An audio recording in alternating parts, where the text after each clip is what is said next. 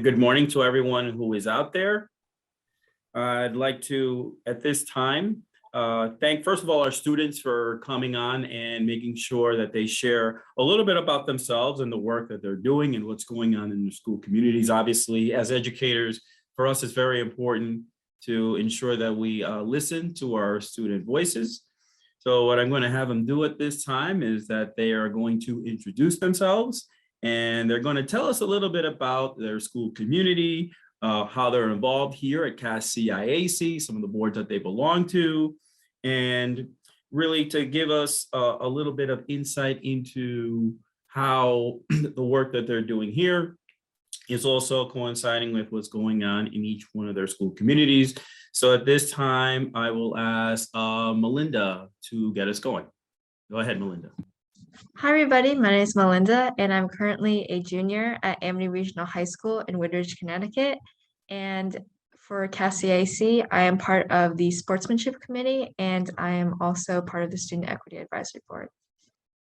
Thank you. Why don't you go ahead, Catherine? Hello, everybody.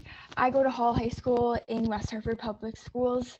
Our district is, I'm just going to quickly talk about the demographics of my district. We're 11% Asian, 8% Black, about 20% Hispanic Latino, 56% white.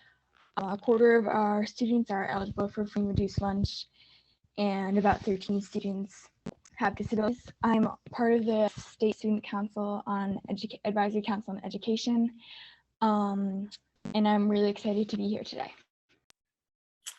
Thank you. Mahina, why don't you go ahead? Hi, everyone. My name is Mahina Khan Masadova, and I go to Wilton High School. I'm part of the State Student Advisory Council on Education. So some of the demographics of Wilton High School are that about 80% of the students are white, 8% are Asian, 6% are Hispanic, and about 2% are Black. About 8% of students are from low-income families, and there's about a 50-50% split between females and males. Thank you. At this time, Laurie, why don't you go ahead and introduce yourself? Good morning. My name is Laurie Maple, and I'm currently a senior at Craig Academy of Aerospace and Engineering in Windsor. I'm a varsity athlete on the volleyball team, and for CAS-CIAC, I'm a member of the Student Equity Advisory Board. My school demographics are 8.8% Asian, 31.3% Black, 37.3% Latinx or Hispanic of any race, 19.1% white, 0.0% Native Hawaiian or other Pacific Islander, and also 54% of students can get free or reduced lunch. Very good, thank you. And finally, Alex, why don't you go ahead? So good afternoon, my name is Alex Ramnarine. I'm from Pompborough High School in Southbury, Connecticut. Just some quick demographics about our school. 13.1% of the student population at Pompborough are eligible for free or reduced lunch.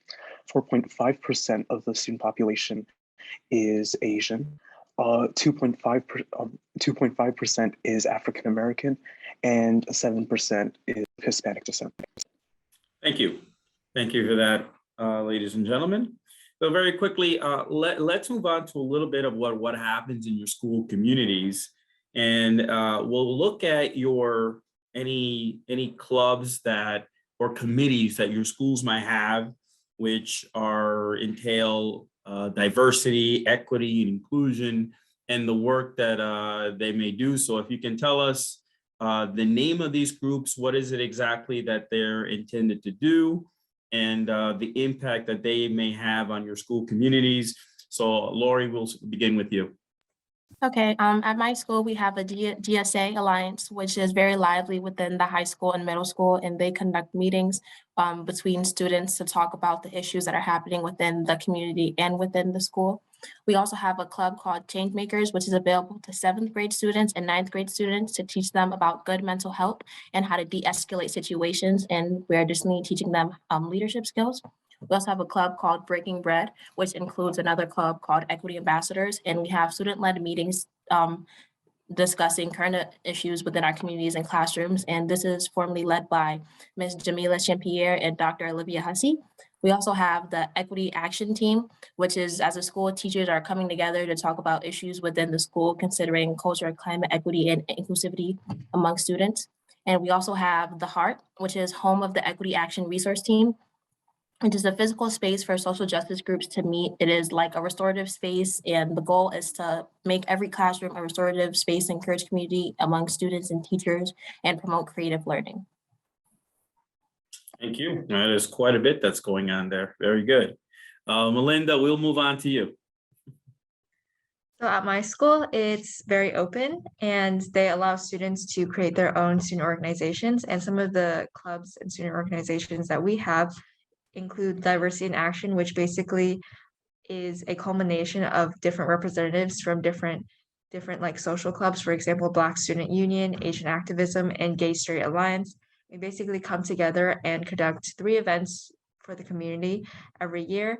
And one of the events that we particularly focus on is going to the middle schools and doing activities and workshops with middle school students so that they get a gist of what they're able to do in high school and accomplish as high school students.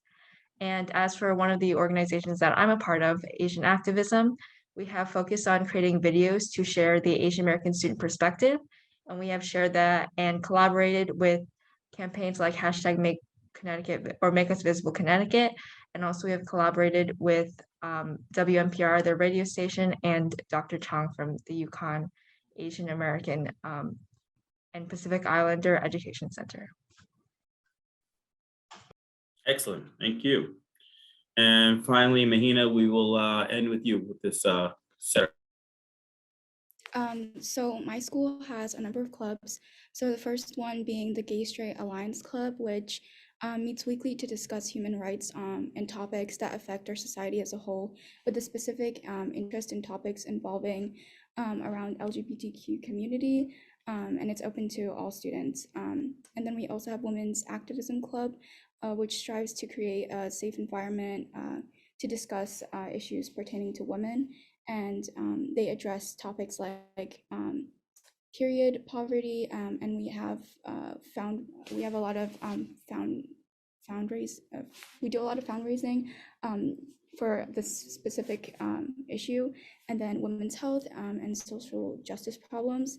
And yeah, so like a lot of the year just organizing and executing fundraisers to support women's issues.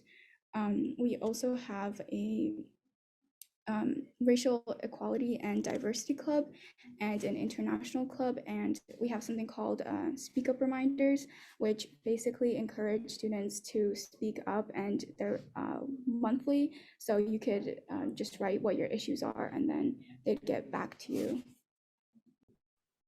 Thank you. It sounds like quite a bit is going on in those school communities, so thank you all for sharing that. Next, would like to know what does your school have in place for students, for pretty much every student to feel included, that they belong, someone who they can go talk to in your building and who they feel will help them take action.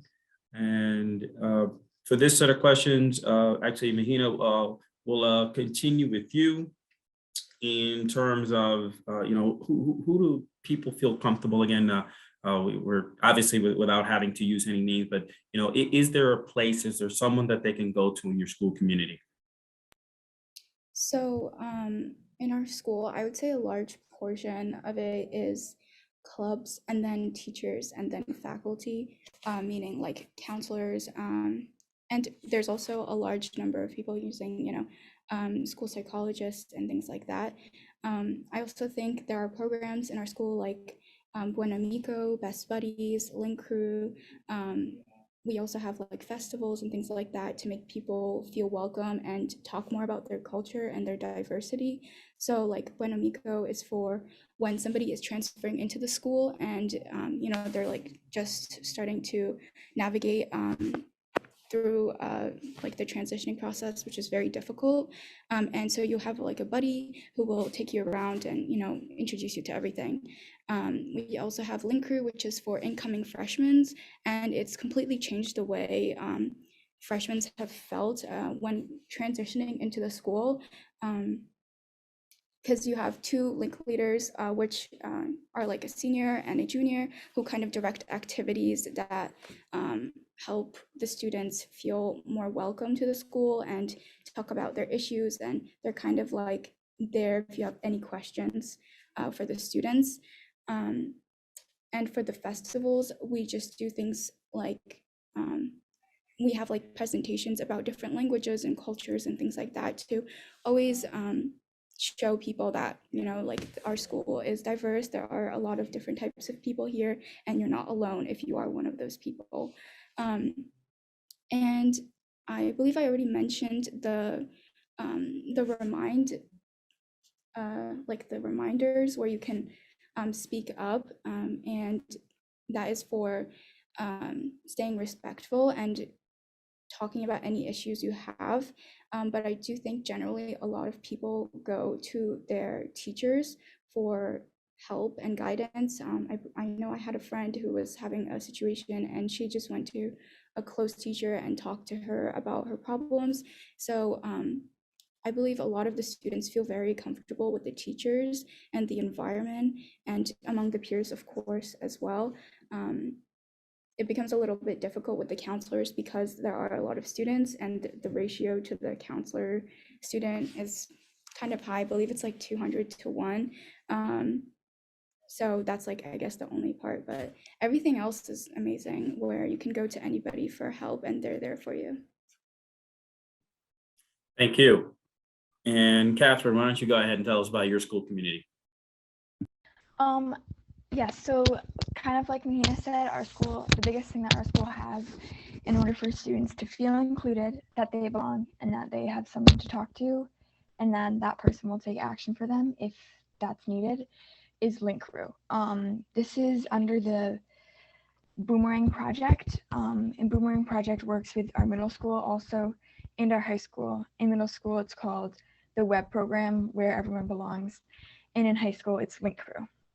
And with these programs, either a junior or a senior is paired with a group of freshmen or underclassmen or transfer students, and before the school year even starts, so that our new students can feel like they're part of our school's community and feel like there are at least 2 people along their new friends that they have in their groups or their squads that they can talk to. And then throughout the year, every week we meet again with our groups. So the seniors and juniors will meet again with their freshman groups to just like reiterate and emphasize that just because people are in different grades, there's still someone who you can talk to, who's there to help you and to give advice. And then another program that our school has is a community program. So every Wednesday we have 20 minutes with our classmates to talk about current events and just have a connection with a teacher instead of students, but have a teacher leader that can talk about social justice and current events, which might be difficult conversations, but with leading these conversations, more people can feel connected and included, in that them as a person can feel they belong in our school and that they are represented. Thank you. It's great to hear that in both of these school communities that these school leaders are being very proactive about including students when they come in initially, whether they are freshmen or whether they're transferring into the building. So that is really great to hear what is going on in these buildings. And next, we'd like to look at the ability of students to have change in the culture and climate of their school communities or in the community surrounding it. So basically, we would look at these students to give us a little bit of an idea of what is it like in their school communities in terms of when something comes up or they come up with an idea, what is the ability or what functions do you have in order to create this change in their culture and climate, and how do you go about doing this? So Melinda, we'll begin with you in your school community. So at my school, we have something called Afternoon with Admins, which basically is an opportunity for students to go to these after school like open hour sessions with the whole administrative team. And we just basically pitch out our ideas or fill out a form with any issues that we have and that we want to talk about and get more information on. And during those sessions, it's really great. And it's a really great environment for students to share any ideas like things that they want to propose doing or things that they think the school needs to do better at. And it also gives the administration the opportunity to hear these proposals and ideas and also kind of tell the students what's actually going on and what are the challenges to implementing these programs. And in addition to this, we have student council. They have a committee on student council, which is principals committee. So during the morning, they also have similar open hour sessions, but they're more intimate and they're with just the principal. And with that, students are able to discuss any issues within the school climate that they have, and students are able to petition for certain proposals that they want to be made. Very good. Thank you. And Alex, why don't you go ahead? So within the school, all of our honor societies are student, and they simply have teacher advisors. So that allows students to really field opinions from their fellow peers and come together and then implement those changes on more club level. The same thing with our student council. Our student council by 5 of my classmates, and they're able to dictate how prom wants to run. They're able to dictate potential service opportunities, school. So a lot of it student led. But for more substantial changes, I feel like our school could pick up a little bit more on it. So we do have student representatives on our region's Board of Education. So students are able to like field certain opinions and give it to the Board of Ed directly in like a lot of times during Board of Ed meetings. But a lot of the time they are a bit, they do tend to like shut us down, not all the time, but for certain opinions, they more rather focus on the teachers. So there is more potential leeway for more administrators to be more open to student opinions. But as of right now, within the high school, at least, teachers are very receptive and very open to changing certain ways they do things, or even opening more clubs or curriculums. Thank you. And we'll continue on with looking a little bit more at yourselves and reflecting on, what can you personally do and what can other students do to make sure that all students feel welcome, respected, safe, and included in your communities, and maybe what are your ideas, or maybe what is already happening in your school buildings, as we've heard a few examples. But Catherine, maybe if you can give us a little bit about what would be either your ideas or what is happening in your building that either you or other students can do in this case. Yes, so I think the main thing is for students to feel like they're a part of something bigger than themselves. I'm the captain of our cross-country and track teams. I think the biggest way I try to connect with kids is to encourage them to join these communities of over 100 kids from all different grades, where after school for 2 hours, you're meeting together, working together, having fun, and some stresses of either life, school can go away for 2 hours in your day. And because we are a team environment, feeling included, feeling respected, knowing that you're an important aspect of the team, no matter what ability, no matter how long you've been in the team, no matter your grade, is the most important thing. And it's just meeting your fellow peers where they are, not trying to push them to be something they aren't, is the biggest thing. Thank you. Very well said. And Alex, why don't you go ahead again? Yeah, so I really want to echo, sorry, that's my school's bell. I really want to echo the sentiments that Kat mentioned in her speech. Clubs here at Pompano are a really big part of the school community. We have like over 24 clubs, I believe, from debate, ranging to the Link Crew and the theater club. And each club like has their own very strong, tight-knit community. And a majority of the students' class are in a club. So each student does feel like they have a community to belong to.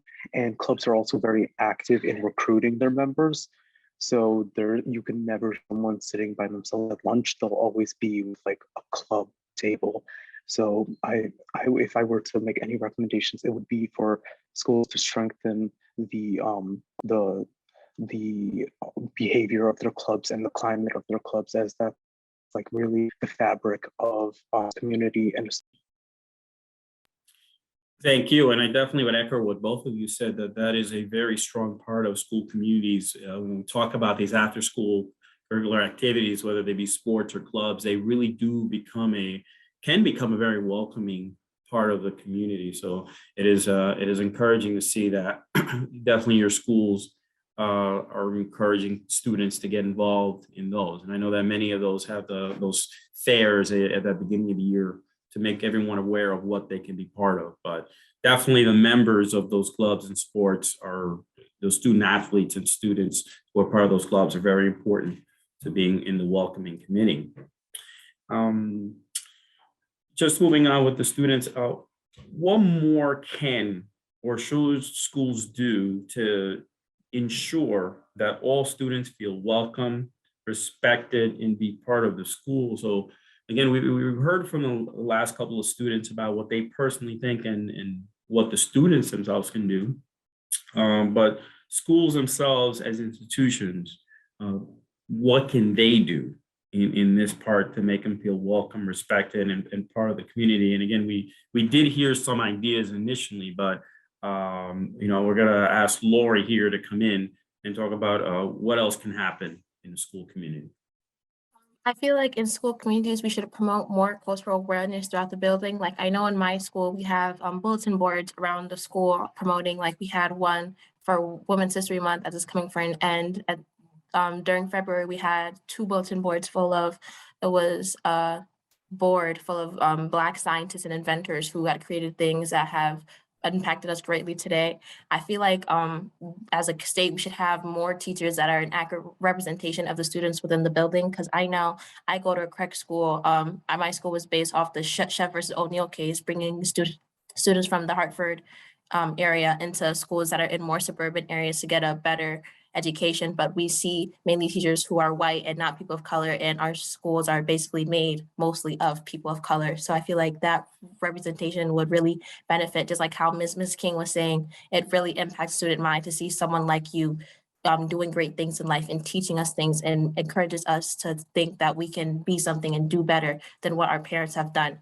I feel like we should have more cultural events. I know our sister correct schools, they do like Black History Month events where it's like an assembly for like half the day, and the entire high school and middle school, they're coming together and doing activities, celebrating stuff. And it's not just for Black History Month. We could have for Spanish Heritage Night, Asian, Hawaiian, Pacific Islander nights or activities throughout the day, because I know it's really hard to get transportation after school for certain students.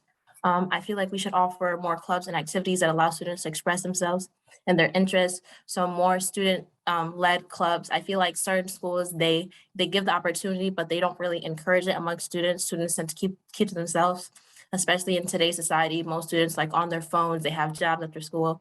I feel like we should promote more things like that so students can feel more attracted to school and not pulling away to make it feel like it's such a jail to be here.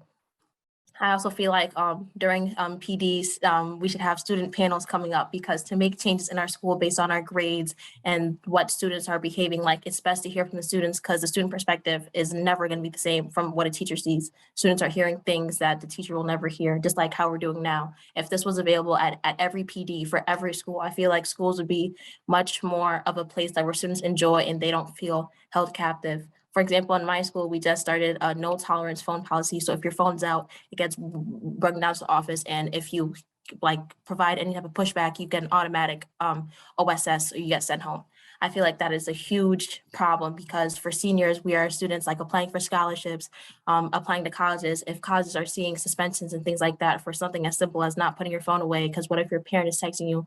I feel like that's a huge impact that's way beyond what we need to do. I feel like we should instill more restorative practices and not zero tolerance policies. Thank you. Great. And Mahina, why don't you go ahead? Yeah, that was really well said, Lori. Just to add on to that, I agree with everything she said. Honestly, I don't know what else to add besides what's been happening in our school, which is for example, for Black History Month, one of the clubs decided to announce like a quote from a person, like a person who is Black, who has who's like a Black important figure and in history, and they were just announcing quotes every single day on the announcements, and then we would have the pledge afterwards, and it was very eye-opening because, you know, like hearing about all of these different people that you might not learn about every single day just for at least 1 month, and doing things like that, like for Women's History Month and whatnot, what else there is, it would be really great for the school to keep an open mind and be willing to learn. We also have when you walk up the stairs of our school in the entrance, we have like this area where there's a bunch of historical information about Black Americans and what they've invented and things like that. So those are great things. Additionally, incorporating like festivals, like Laurie mentioned, we have something called a festival or the festival, and it's basically students who are from different backgrounds, different cultures, know different languages. They come in and they try to, you know, inform the student body of those different languages and cultures. Yeah, I really don't know what else to say besides everything she said. Just echo all of that. That was great. No, those were both by both of you very good examples of what you would like to see schools do. No doubt. And finally, we'll finish with the students and let them give a little more extended statement here into their school communities, or maybe if they envision, if we would say, the perfect school community, and maybe they already exist in such a community. And I would ask each student really to describe what if your school were the one place that you couldn't wait to get to in the morning? You couldn't wait to get up. You had a hard time sleeping because you were so excited about going to school, and you hated to leave the school at night after your club, your practice, whatever it may be. What would that look like and sound like and feel like to you? And that is a loaded question, but definitely would love to hear what their perspectives are. So, Catherine, we're going to start with you. I love this question, and not that my school doesn't have this already, but I think just if every single student, every single teacher, administrator, staff members have respect for every single person they encounter in a day, just treating people with respect, I think leads to all the other traits that we're fighting for. And without it's without respect, no one would want to be in the buildings that are trying to build our future in our state and our country. Thank you. We will move on to Alex. Why don't you go ahead? So I just want to preface this by saying the teachers, the guidance counselors, all the clubs at my school are absolutely amazing. But one thing I would like to see more of would be more community engagement. So just being more like open to just like random pop-ins, or if teachers were to be more responsive almost, or more available. I feel like if students want to feel accepted in the building, they have to be constantly engaged and challenged and just feel like it's a place where they can have their mind expand. And to do so, we should have more responsive, or no, not more responsive, more open administrations where we can just pop into the guidance counselors, where we can pop into a teacher and just strike up a conversation. Our guidance counselors are really helpful, but the one thing is that they have a really rigid appointment schedule. So if you don't book an appointment with them, it's really impossible for you to meet with them. Same thing with our teachers. So I would just like it to see just a more open and a more free-flowing kind of building where teachers and students can have a more friendly relationship rather than a more strict teacher-student relationship. Thank you, Alex. Mahina, we'll move on to you. Yeah, I wanted to add on with what Alex said and what Kate had said previously. I think respect is a really important aspect of, bringing people together. If you don't have respect, that's the baseline for a relationship, in my opinion. And I think there has to be effort on both sides. So not just the students, but also the faculty, or not just the faculty, but also the students. There are so many people who are very engaged in their after school activities and whatnot, and sometimes it's really hard to understand what people are going through and everything without I don't know how to explain this in really well, but sometimes there's a lot of judgment that comes with certain things that students do. And so in a lot of cases, people are not open-minded and they don't speak about their issues, and they don't really know the full story until they've discussed that with the student. So I think open-mindedness and respect, and not saying rude or harmful things to people without really understanding the full context of their situation or what's happening is really key. Thank you. Thank you for sharing that. Melinda, why don't you go ahead? Just to close it off, something that I'd like to see in my school to make it like a really great place to be is I love school because it's a learning environment where I get to learn new things every single day. And I feel like as a student, there are some topics that aren't taught in school that I'd like to see taught in school. For example, I'm Asian American, and I'd like to see courses that are more targeted towards the history of my heritage. So I feel like having a way for students to submit requests on what courses the school could offer is something that I'd really like to see, and I hope will happen in the future. And I think it would make school a really great place for students to both learn and develop as human beings. Thank you. And Laurie, we will finish with you.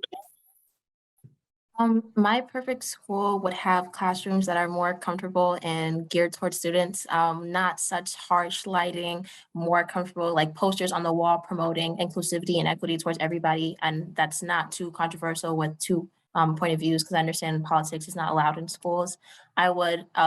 My perfect school would have more funding, like that's allotted just for change that involves diversity, equity, and inclusion, because I know we have the heart, which is only one classroom, but if every classroom was a space that promoted talking about social injustice and issues, I feel like students would be more engaged.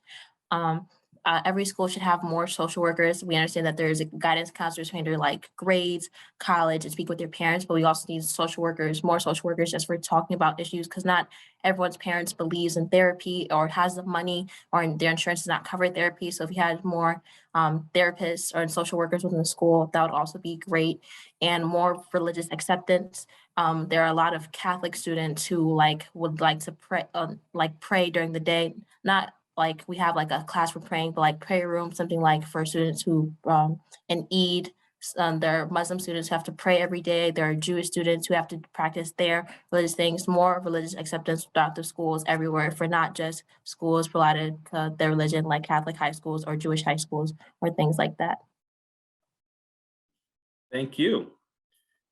Catherine, Alex, Mahina, Melinda, and Laurie, I cannot say enough about what you just told us, the sharing of your school communities, some of your beliefs, some of what you would like to see happen in schools.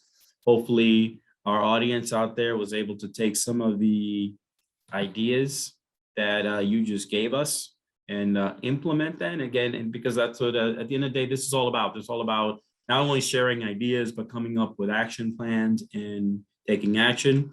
So for all of you students, thank you for sharing. And I will turn it over to Rosie to continue this great conference. Thank you to everyone.